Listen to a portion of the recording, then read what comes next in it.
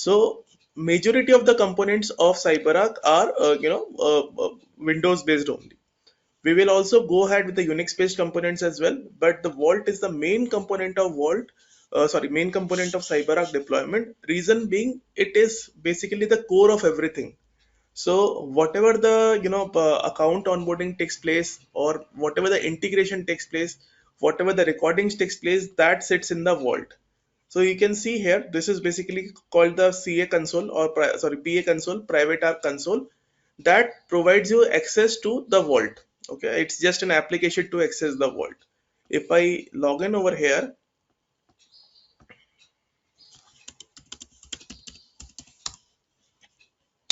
you can see there are a lot of boxes. These are called the safes. So let me give you a very simple analogy to understand that. Just feel free to stop me if something is going overhead, or you are not able to make it, if you are unable to follow me anything.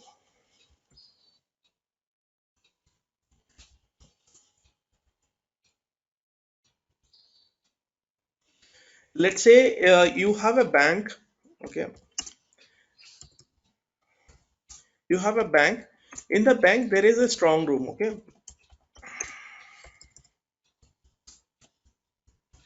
so in the strong room you have lot of lockers.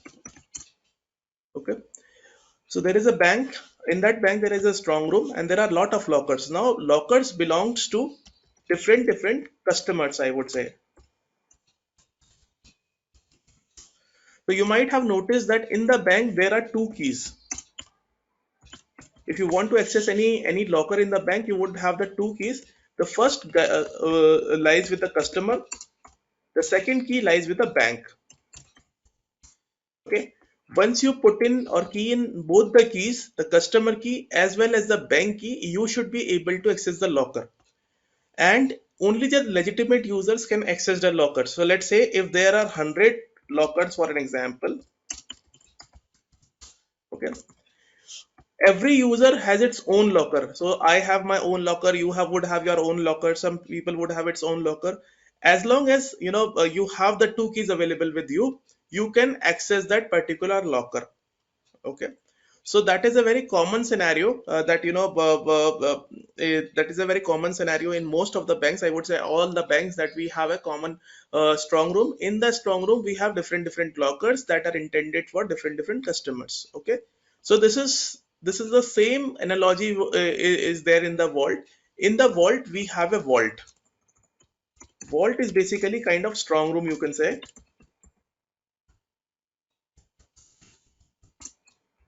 Okay, in that strong room there are a lot of safes.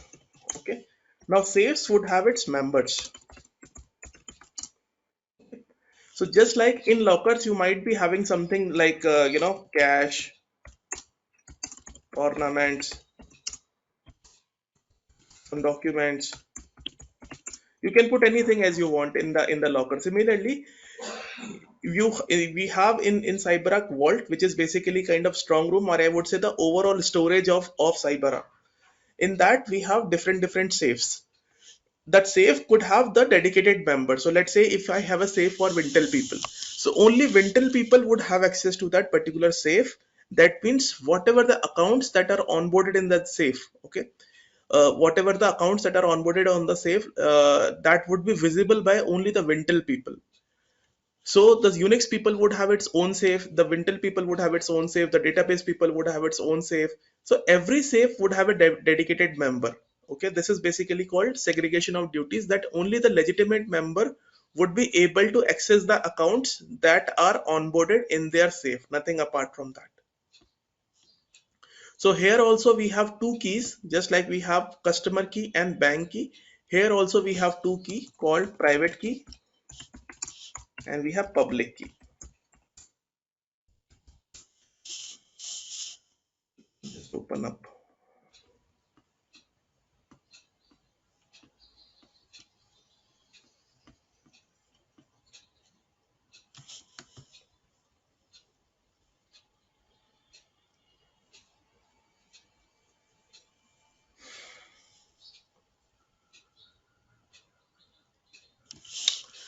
Okay, let's say this is my vault. Okay, in the vault I have a server key as well. I have recovery public key, recovery private key as well. Once these two keys are matched, then I would be able to see the password. Okay, let's say I have onboarded an account in Safe. We will see more in details once we do the BAU stuff, or I would say the operational stuff. But I'm just telling you. Let's say I have onboarded this account, administrator, and the password of this administrator is, for an example, Wipro @123. So if I'm a member of this particular safe, let's say the safe name is Wintel Safe. If I'm a member of this particular safe called Wintel Safe, I would be able to see the password and the username called administrator, and the password called Wipro @123.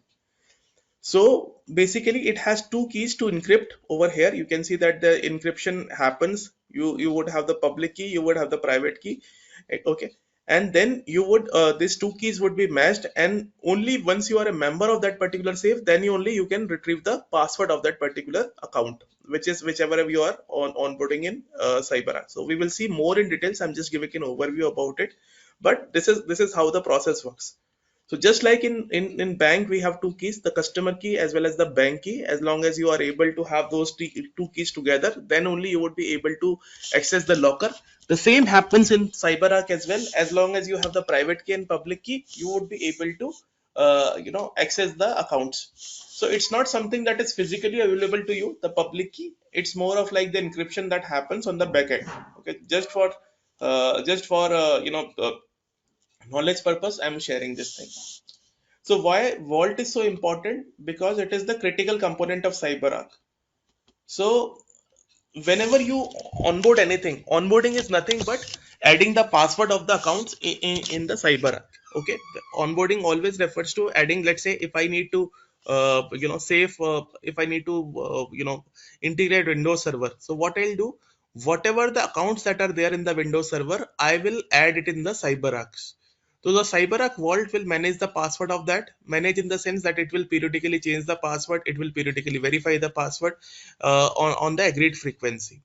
So I do not need to retain a copy of password. I need not to have the copy of passwords of my Windows server. It is the PAM or CyberArk which will have the copy of passwords in the safes. So here, let's say for an example, these are the safes. Okay, I create a safe over here, test safe.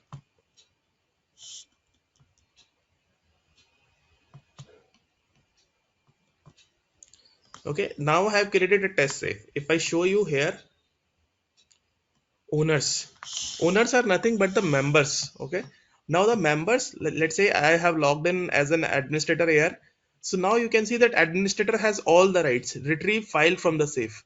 If an administrator log into CyberArk, he should be able to see whatever the accounts passwords are there in this test safe. So whatever the accounts that are sitting in the test safe, that can be seen by administrator. Reason being, administrator is the owner of that safe or member of the safe. Similarly, if I create some another safe and I add another people as well, they would have access to that safe, and whatever the accounts that are onboarded in that particular safe, they would be able to see the password. Okay.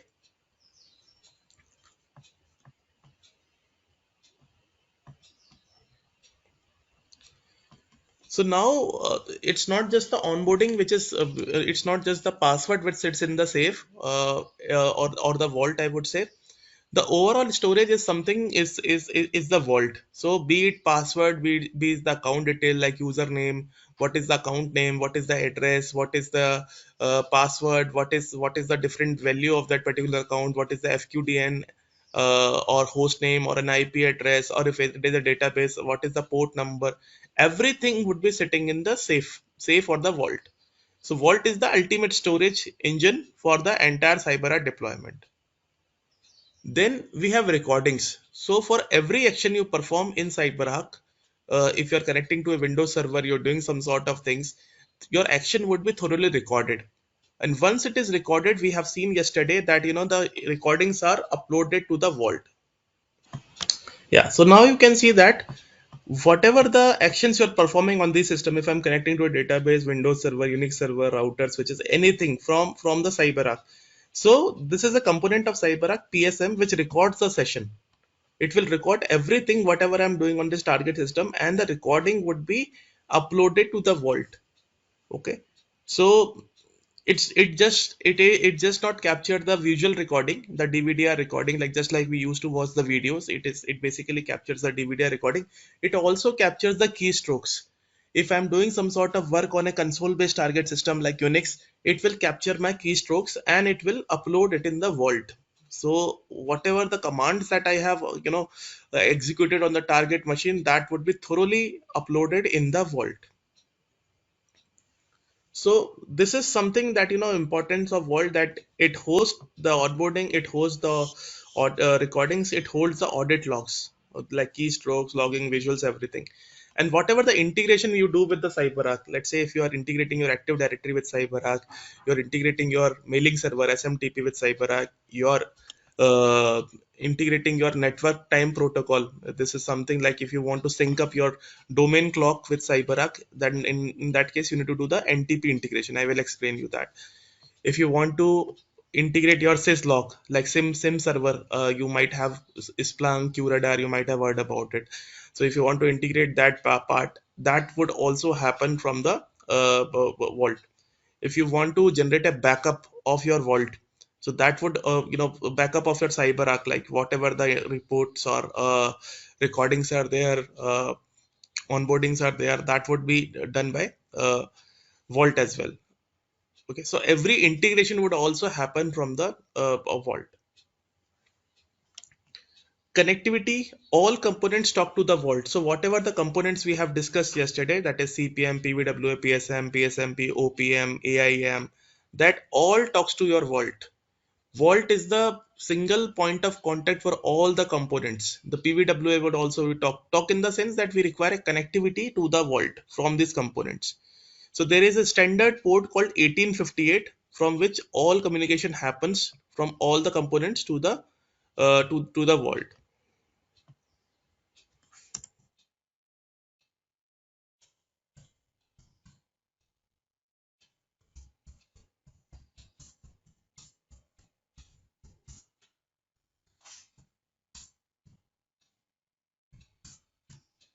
This is the main port of CyberArk wherein all components will talk to the vault 1858.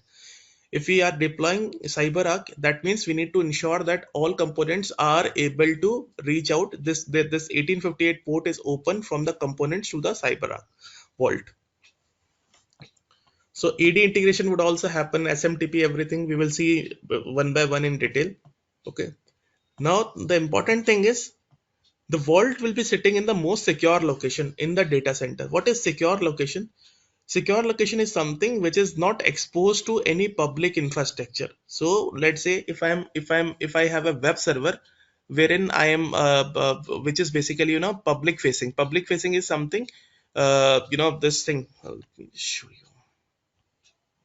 It is basically internet facing domain controller without VPN. So whatever the thing which are having the internet facing thing, that are termed as public facing. So the servers of your organization are public facing because they need to connect to they need to connect to the external world. That's the reason why they are termed as public facing. So the vault will not be that type. Okay, vault would be sitting in the core infra region of your data center. So if you have a data center, let's say for an example, it would not be a member of any domain. If you are installing a vault server, it will not be a member of any domain. It will not be public facing. That means it cannot be accessed outside your organization. If I want to access, if I'm working in for an example, if I'm working in some bank, I have installed vault in that particular bank, so I would not be able to access that vault outside my bank infrastructure at all. There is no VPN that would allow me to access that vault server at all. It will not be coming under the public connectivity. Okay, I can only access that vault once I'm inside that data center, and I can do the stuff only when I'm inside the data center or in the same IP range. So secure location is nothing but secure location is something wherein we do not have the public facing uh, uh, what do we call public facing IPs for that particular server. So it would be completely inside the data center, and it would always be a physical server. Why we are using a physical server for the vault? Because it hosts everything of your CyberArk deployment. It hosts recording, it hosts all the password. Let's say if I'm making it a VM, a virtual machine, or a cloud machine. Okay, so what happens in the virtual machines? I have an option to take a snapshot. For example, I have this virtual machine. For example, this is my vault server. Now I can capture a snapshot of it. I can simply take a snapshot of this. I can save it with me.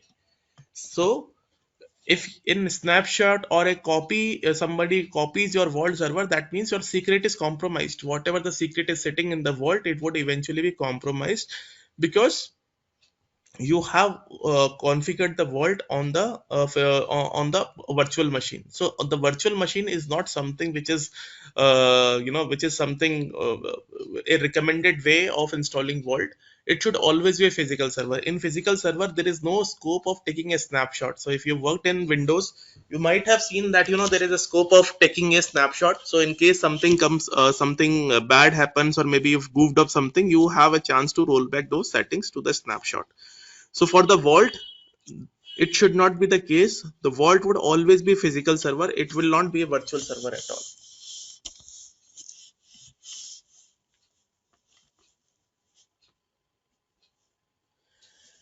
So because in the virtual machine we have a cloning, we have a snapshot that is possible. So your entire secret would be compromised. In cloud also, you can basically, if you have access the cloud, maybe if you have accessed any server in cloud, so there are keys given to you. There are some keys given to you through which you can access the cloud server. So very likely, maybe today or from tomorrow, you would be accessing AWS cloud, in which you would be accessing the instances, or the server instances. So there would be some sort of keys called the private keys. If the private keys are compromised, then that means your cloud instance can also be compromised. Since we are dealing with very critical data in the vault, we do not want that scenario to happen. Hence, we want to keep it on-prem in the sense that whatever the company data center is there, we will always install the vault within that data center only.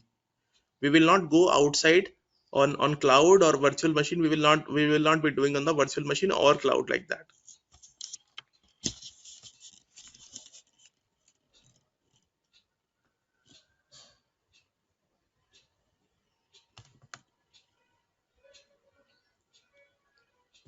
Then these are the layers of security of a vault. Okay, layers of securities are nothing but how this vault is protected, because as I said, it's the most critical part of your vault, CyberArk.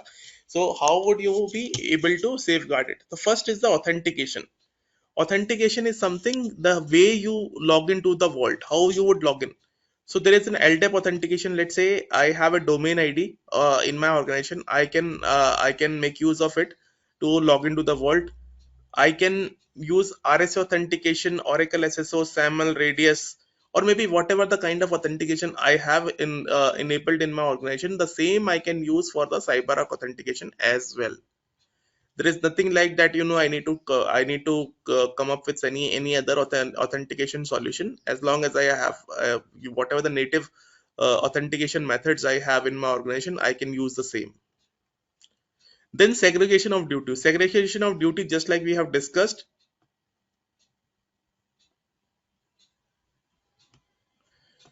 that only the customer or only the user would have access to their safe. The Wintel people would only be able to access their safe. No one from the Wintel would be able to access their safe.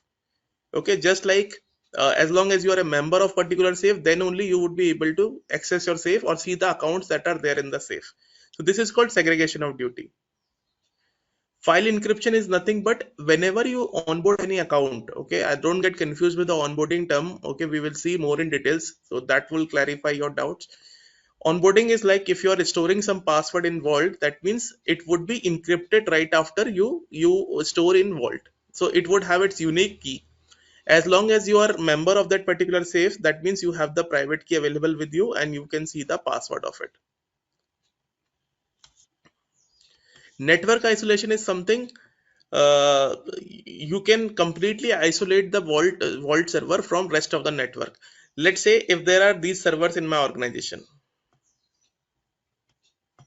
there is a vault PVW. Let's assume this is a complete data center, and these are the servers which are there in the organization. Okay, so every server has its unique IP address, and if I want to access any one of them, I can just mstsc and I can put IP address, and I can do an RDP. As long as I have access on this particular servers, I can key in the IP address, I can punch in my username password, and I'm in. But in the case of vault, it would be network isolated. That means it will not be defined in the public network at all. You will not be, everyone in the organization will not be able to access vault, neither they would be able to see the vault as well. It would not be sitting in the public IP range. Okay, also there is an IP based access control. You will decide that from which IP your vault would be accessible. Let's say if there are four CyberArk administrators, so only from their machine or from their workstation the vault would be accessible. You can configure that thing. Tamper proof audibility, that means you cannot delete the logs. Once the logs are created in CyberArk vault, you will not have any provision to get them deleted at all. Let's say if you have done something wrong on CyberArk and the logs are populated, so you will not be able to delete them at all. Firewall takeover is nothing but, let's say if I have a firewall over here, this is my laptop. Guys, feel free to stop me if you are not able to catch up anything. I will try to reiterate it in a different way. So this is my firewall, guys. This is my system firewall, the laptop firewall. So I have some inbound traffic allowed. You can see here that I have certain ports allowed over here. There, this is kind of mix and match of UDP and TCP over here, and you can see here that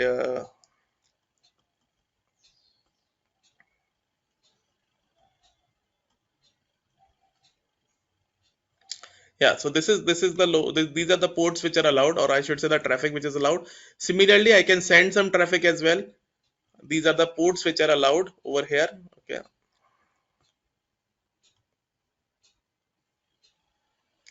These are the ports which are allowed on which I can send the traffic from my system.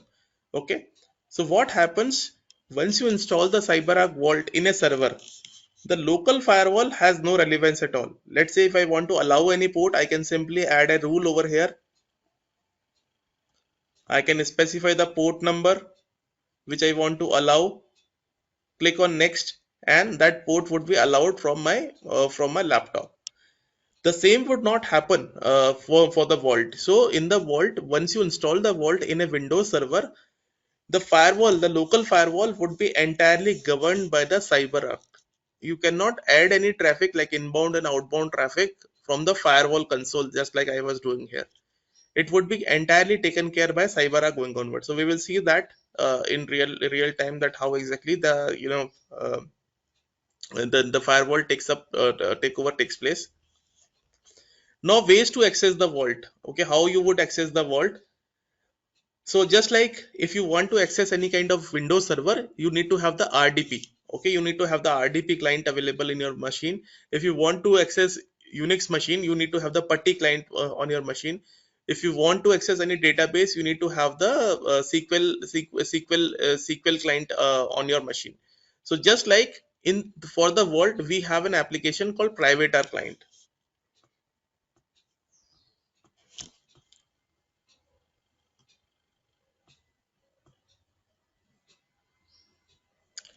This is the PrivateR client application. We will install it once we install the Vault. After that, we will install this PrivateR client as. So to install the Vault, you require this application. It is basically an Windows-based interface through which you can access your Vault.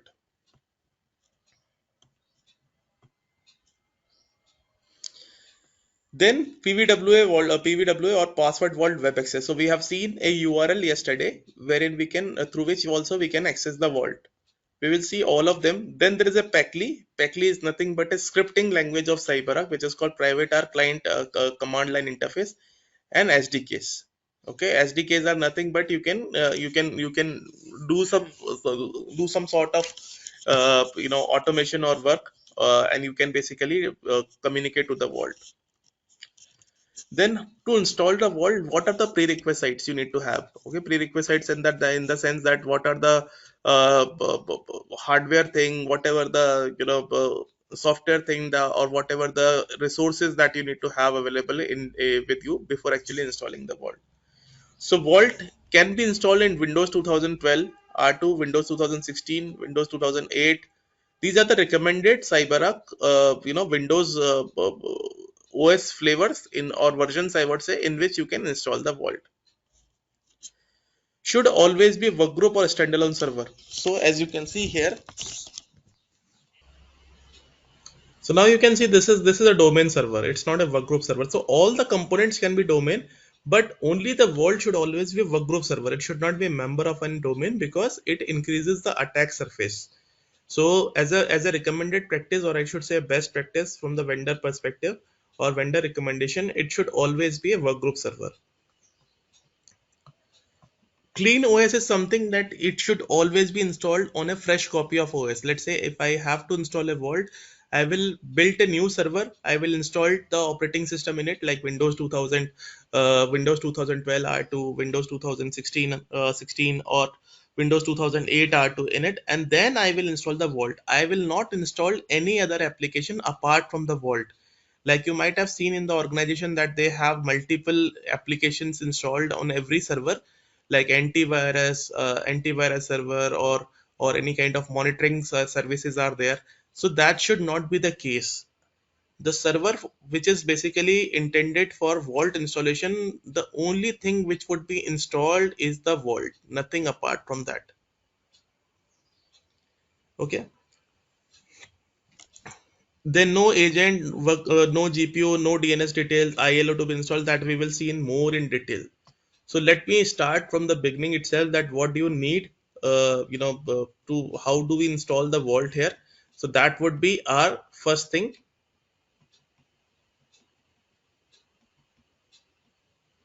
Let me create a fresh machine for us here. So guys, one thing, like if you have your own laptop which is equipped with good infrastructure, or I would say good hardware resources, you can parallelly build a lab there as well. I can assist you for building a lab. I will share you the VMware license and everything, and CyberArk license as well. So if you have a good hardware, like at least 20 GB of RAM or maybe SSD drive, so you can start working on your workstation as well. That's not a problem.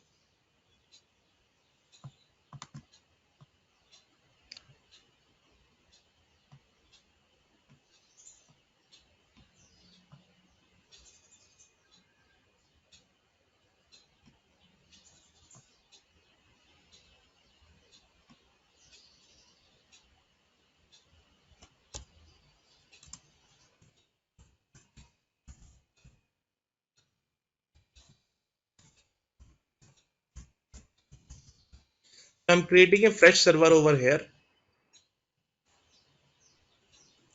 and we will see how the step by steps, what are the things that we require for installing the Vault.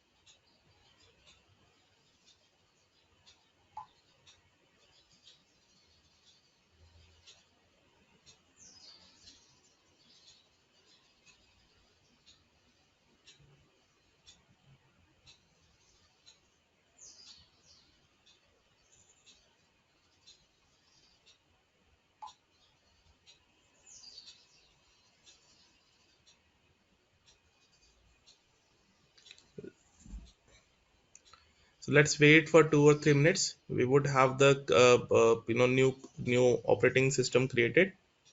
So this is basically Windows 2016 server that we are creating as of now, and we will see the step-by-step procedure which is needed for the vault. I will tell you that why do we require everything, that whatever we are doing in this vault setup.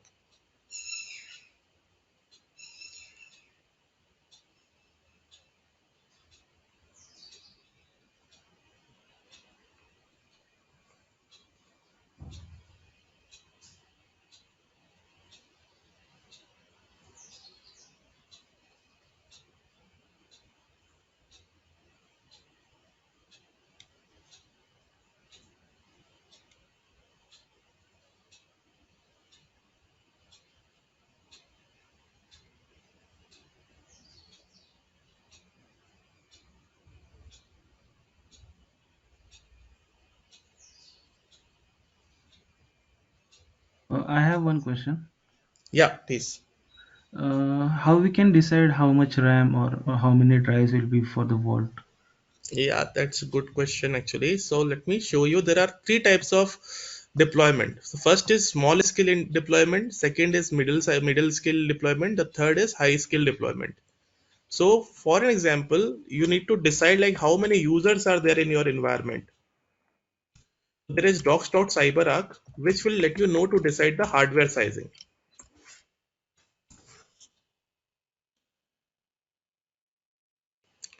So this is an open source portal through which you can decide the hardware sizing, that how much storage you would require or how much hardware you would require. So you can see there is a system requirements here and recommended server specification. It is not just for the vault, for each and every server, like PVW is there, CPM is there, PSM is there, PSMP is there. So whatever the server that the components you are setting up, you can refer the specification here. Now, if you have less than 1,000 accounts being onboarded in CyberArk, that means it would be termed as small scale implementation. If you are onboarding 1,000 or 20,000 accounts in CyberArk, that would be termed as mid-range implementation. If you are onboarding 20,000 to 1,000, 1 lakh accounts, that means it would be large implementation, and anything more than 1 lakh would be very large implementation. So accordingly, the hardware sizing would also vary. You can see this in this small scale, you would require quad core processor, 8 GB of RAM, 2 by 80 GB SATA hot swappable drives, RAID controller, network adapter. Similarly, for mid size, you would need this much amount of hardware sizing. So you need to decide with the with the client for which you are deploying the solution, that what would be the how many accounts that we are planning to onboard in CyberArk. And it is always good to go with n plus 1. Let's say if your environment qualifies for a small scale, go for the mid scale, because let's say if some expansion happens in the later phase of time, you would have an options to accommodate the additional accounts in the same infrastructure. You do not need to reinstall everything or recreate the hardware again. So better go with n plus 1. So this you can refer CyberArk. It has everything from installation perspective, administration perspective, automation perspective. It has every bit of data available with us. Okay, thanks. Yeah, no problem. So now we are done with this this thing, server setup. Let me start this server.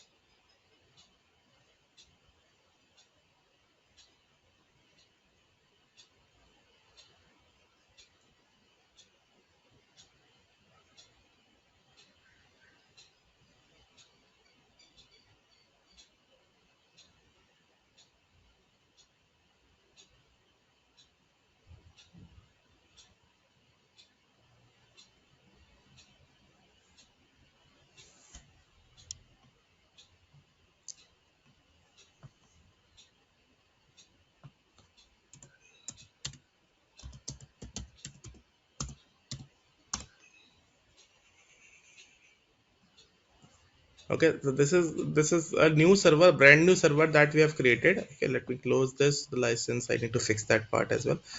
This is a new Windows server that we have created. Okay, it's not a member of any domain. As you can see here, it's a fresh workgroup server. Okay, it's a workgroup server. Now the thing is, like, first and foremost is we need to make the IP static.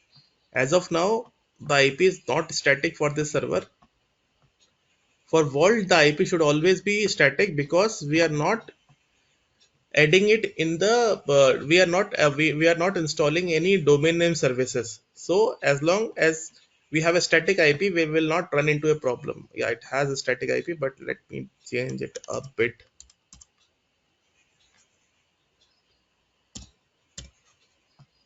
Okay, you will not have the DNS server details because we are not installing any DNS services.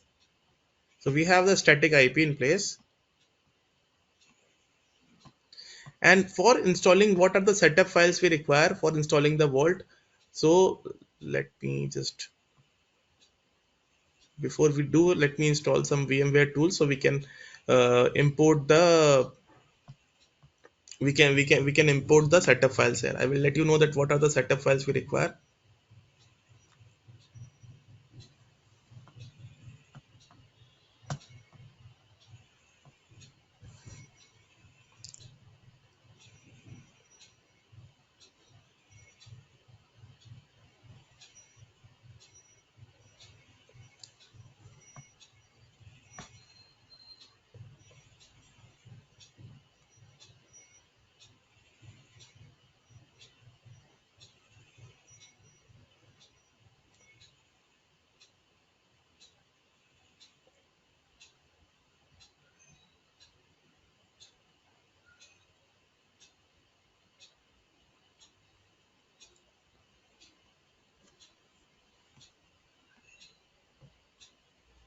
Let's restart this machine.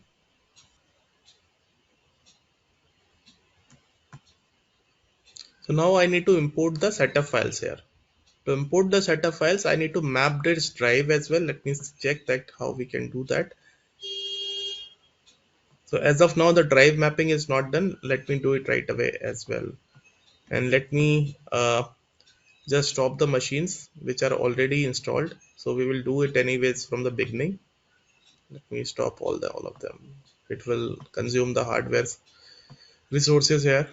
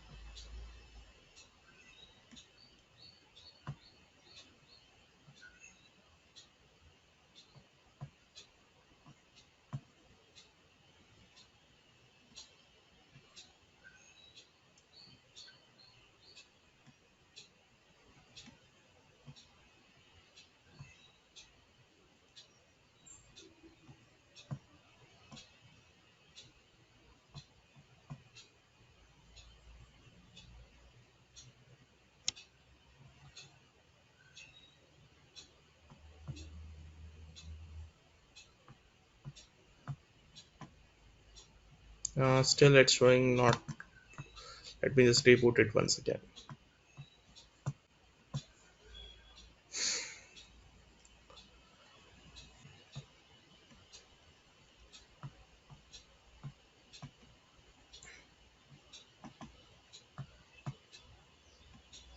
So what we require for installing the Vault here, we require the setup of the Vault. Okay, that is the setup. That is the Vault setup. This is the server setup, which is called the Vault setup. Let me just copy it inside our server.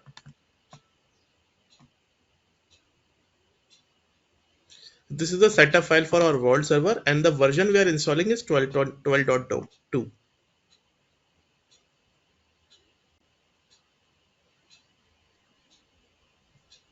So this is a setup for our vault.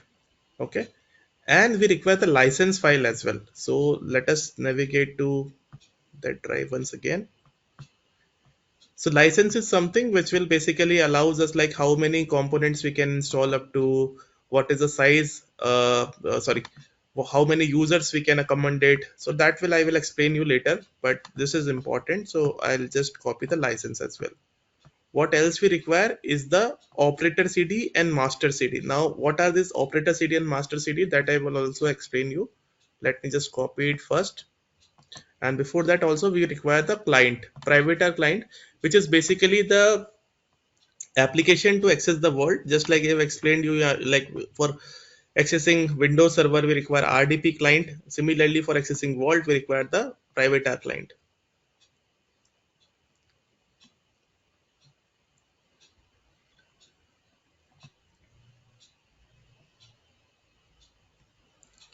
So this is operator CD and master CD.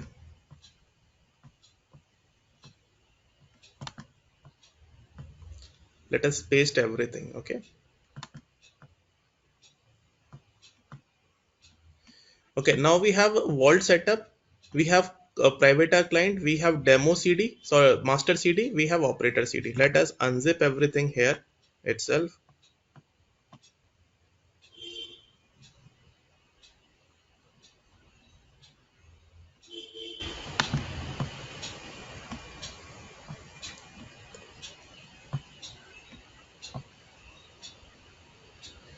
Okay. Now, the first and foremost thing before installing the Vault is called the NIC card hardening. What is NIC card hardening? NIC card hardening is removing the additional protocols from your NIC card which are not needed. Okay. So if I navigate to the IPv4 protocol over here, this is my NIC card. As of now, you can see there is one NIC card or network adapter in this particular server. That means I have one static IP for this particular server. Now, if I just right click and go to properties over here, you can see there are a lot of protocols. There is a file and printer sharing. What is the purpose of this? Allows other computer to access resources on your computer using a Microsoft network. So basically, this will allow my server to be visible, the vault server to be visible, and anyone can access my vault server. Or maybe they can move in files, move out files. So that is something I do not want at all. Okay, I want it to be completely isolated. So we were discussing about isolating network, how to isolate. That means the server should not be discoverable in the environment. So we will uninstall this protocol.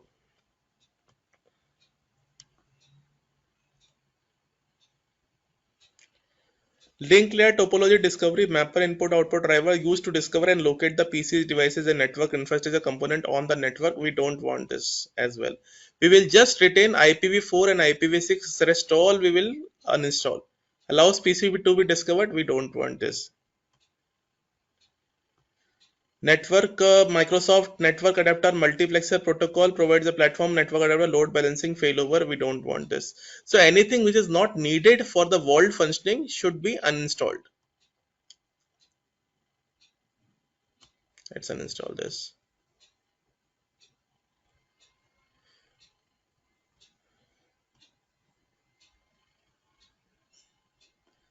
So we will finally just limit it with IPv4 and IPv6. IPv6 I will uncheck because we are not using it. IPv4 we are using it. There are still something that needs to be done here. We will go to advanced. Wins enable LM host should be unchecked.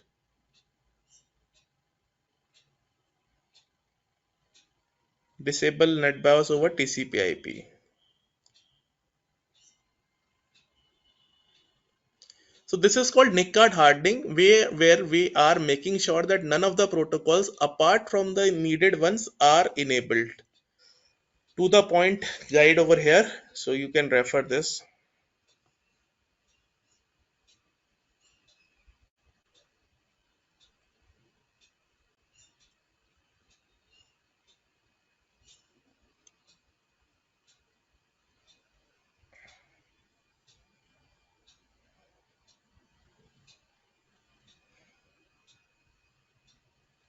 So now you can see that he has also downsized the number of protocols which were not needed at all.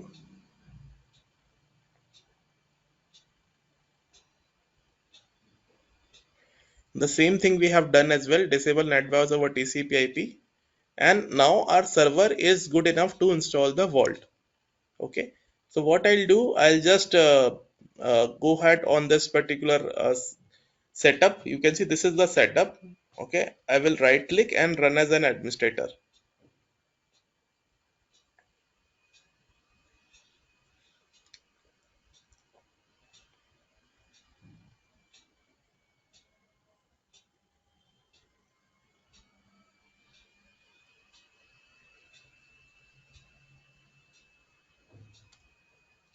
So we require a .NET framework before installing the vault, which I missed to copy. Let me see that if I can copy now. This is the .NET framework. I should have copied it earlier because now we do not have the connectivity. But anyways, let's try it.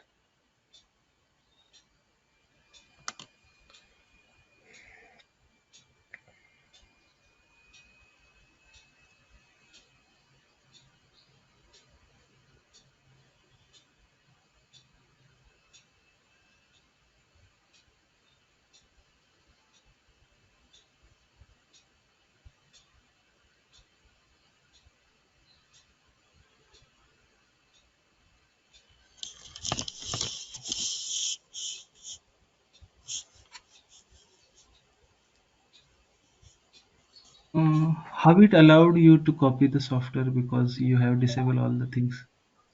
Yeah, it won't allow me anyways. Since the Windows was already open, that's the reason I was able to do that. If I cancel this window, I will not be able to see that. For an example, if I want to access it again from this file manager, I'll go to my file manager, my PC, VM host.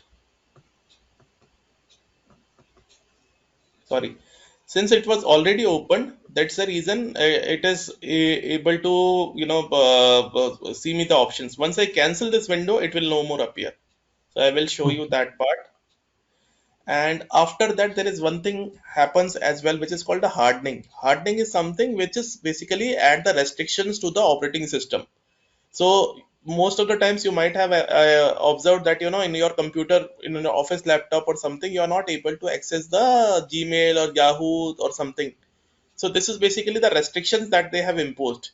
Similarly, at OS level also, we can impose the restriction which is called the hardening. So by the time we will install the CyberArk Vault software, there is an option to install the hardening thing. So hardening is something which will restrict us to do anything. Like file sharing would be blocked. We will not be able to access any kind of internet thing from the vault. We will not be able to make any kind of traffic inbound or outbound enabled from the firewall. So hardening is something which will definitely block everything. We cannot install anything as well after the hardening happens.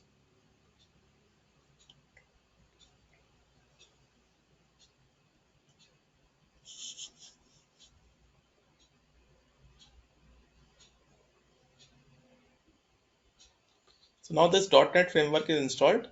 Let's restart our system.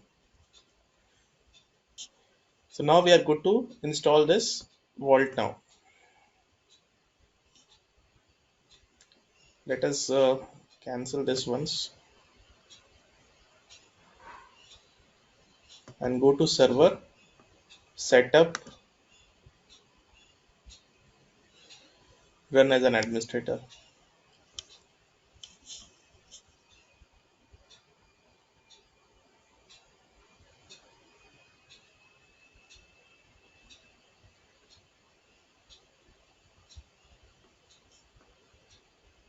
Yeah, no problem.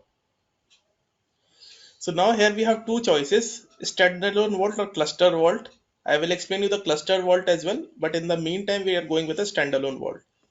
Standalone vault is something as the name suggests, it is a single vault that we are using it. So here we are installing the vault C program file x86 private arc. In the real-time installation, it would be pointed to D drive. Reason being, we do not want to interfere with the C drive because operating system is also hosted on the same drive. So better to keep in D drive, wherein you can dedicatedly created a directory for your vault. Then this is the place where the safes would be sitting. So again, do not put it in the C drive. Put in a dedicated drive. So all of your safes would be sitting safe in a different drive without making any interference with the operating system. Then we need to point to the license file that we have already copied. So if I browse to this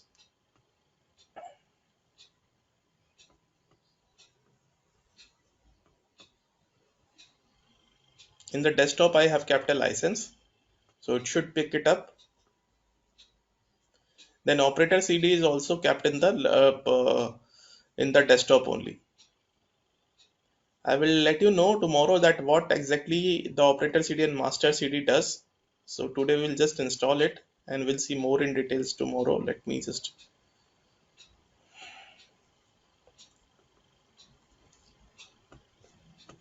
here we have the demo master CD. Let me see. Let me unzip that as well.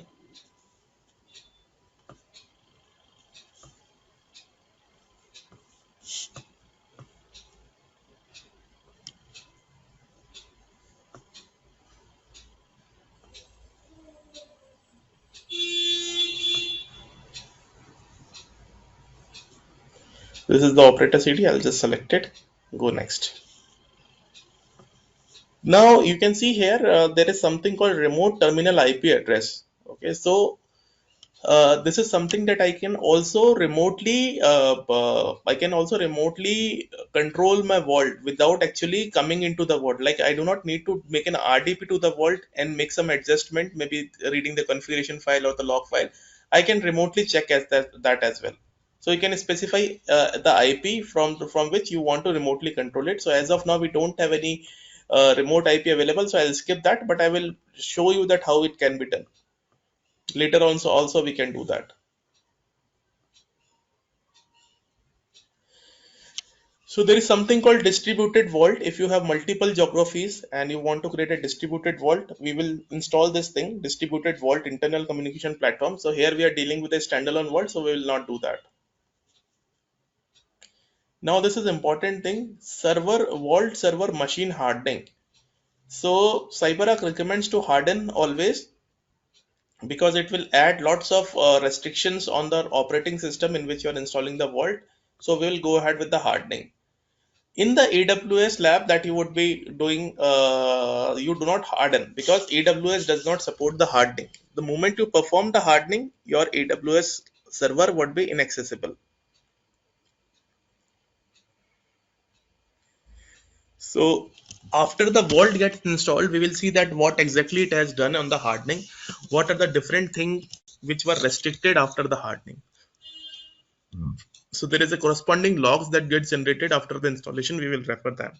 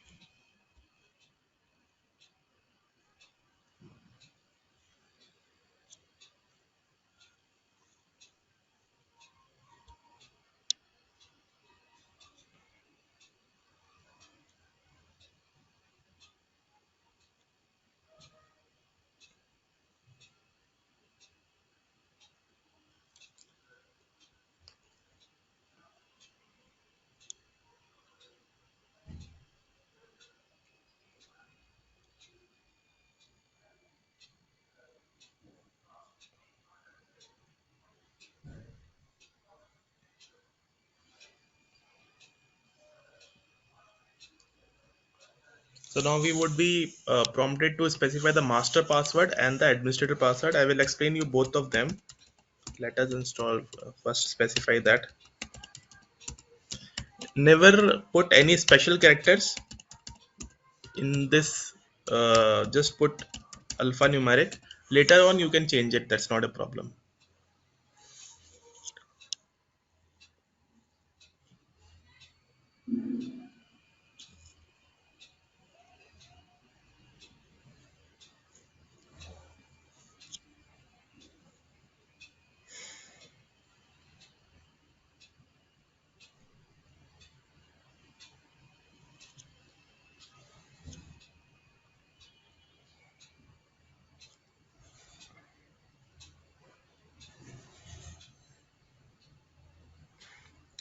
So we are good to restart now. We have installed the vault.